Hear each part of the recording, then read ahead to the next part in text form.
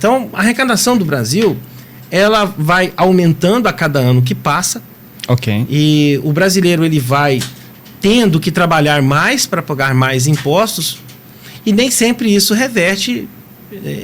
Aliás, né? Isso nunca reverte para ele como deveria. Nós temos serviços aqui de qualidade. A gente tem uma máquina uma máquina pública extremamente pesada, extremamente cara. E o que a gente percebe é que entra ano e sai ano, o custo disso só vai aumentando, e daí, evidentemente, que eles vão repassando isso daí para as pessoas. Então, se a gente pegar aqui o gráfico, a gente vai acompanhando, já desde 2016, né, o brasileiro trabalha aí, em média 153 dias por ano só para pagar impostos. Então, nós estamos falando aí de mais de um terço. Né? O ano tem 365 dias. A gente já está falando aí de mais de um terço. É algo assim realmente...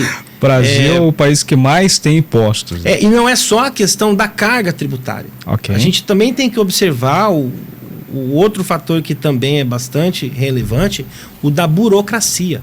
Porque Exato. as pessoas pagam muito e também lidam com muita burocracia. Então as empresas têm que investir muito em recursos, em dinheiro, contratação de pessoal e equipes de profissionais especializados só para lidarem com a burocracia tributária, que é muito grande no Brasil.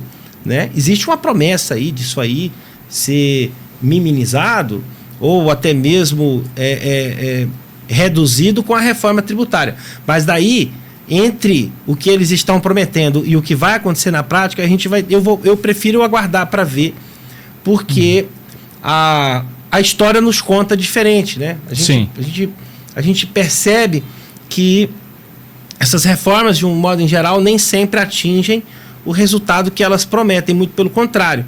Você tem ali no Brasil hoje, né, um efeito midiático muito grande, né? Você tem uma necessidade enorme de você falar de números, de estatísticas. A todo momento você tem, né, essas propagandas, né, não só do governo, mas de um contexto em geral, né, essas promessas, né, de melhorias que nunca chegam, que nunca se concretizam.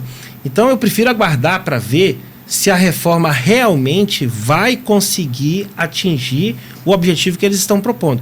E não é que eu sou pessimista, é que eu prefiro ser realista. Positivo. Porque a gente lida com isso. Então, eu não posso simplesmente ir lá e acreditar na promessa de um governo e achar que no dia seguinte a minha vida e a vida daquelas empresas, daqueles clientes que a gente atendem vão melhorar só porque foi aprovada uma reforma no Congresso. Uhum. Não é assim que as coisas funcionam, e ainda mais no Brasil. Assim, doutor, nós temos aí, né, várias... Daqui a pouco a gente vai falar sobre a questão do Haddad, várias tributações que estão sendo, né, até os super ricos estão sendo tributados. Mas a pergunta para o senhor é o seguinte: dentro do governo Bolsonaro e do governo Lula, o que foi mais benéfico e maléfico, por exemplo, na questão para o trabalhador final entre os dois governos? O senhor consegue fazer uma comparação entre os dois? Olha, eu acho tributação? Eu acho o seguinte: todo governo, evidentemente, você tem pontos mais positivos do que negativos. Ok. Eu diria que no governo do Bolsonaro, nós tivemos uma política muito forte a favor do agro. Ok. Eu acho que isso daí, de certa forma, ajudou a equilibrar os preços, né, principalmente dentro do Brasil, né, dos alimentos, porque no mundo todo isso eclodiu, principalmente durante a pandemia. Então eu acredito que isso daí foi um fator importante.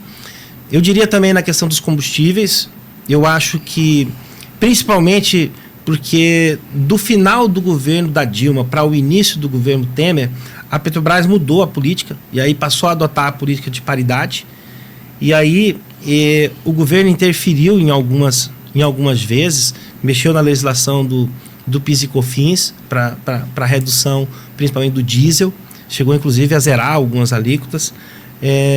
Fez-se um esforço também no ICMS dos estados, né? Principalmente com a mudança da forma da tributação. A gente tinha uma tributação que era cobrada, a gente chama de ad valorem, que é de acordo com o percentual. Então você vendia lá o preço do combustível Vamos supor que a gasolina fosse 5. Se você estabelecesse, tá? Eu tô chutando aqui um valor, sim. Tá? Vamos arredondar aqui que o ICMS fosse 20%. Então, de 5% para 20%, então você teria lá, né, pelo menos R$1 de ICMS. Só que o problema desse mecanismo é que quando o preço do combustível subia, então o ICMS também subia. Então, o que os estados faziam ali?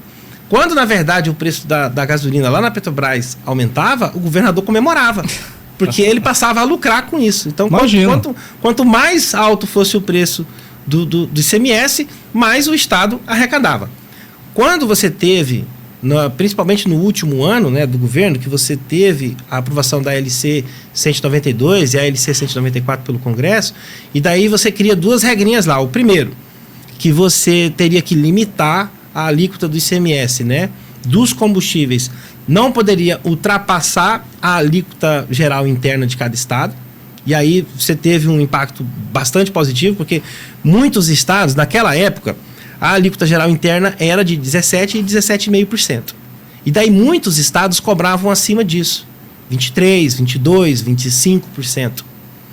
Tá? Então daí você coloca lá a regra de que a alíquota não pode ser maior do que a alíquota geral. Então você teve estados aí que você teve redução aí de 4 pontos percentuais, 5, 6 pontos percentuais no ICMS de uma única vez.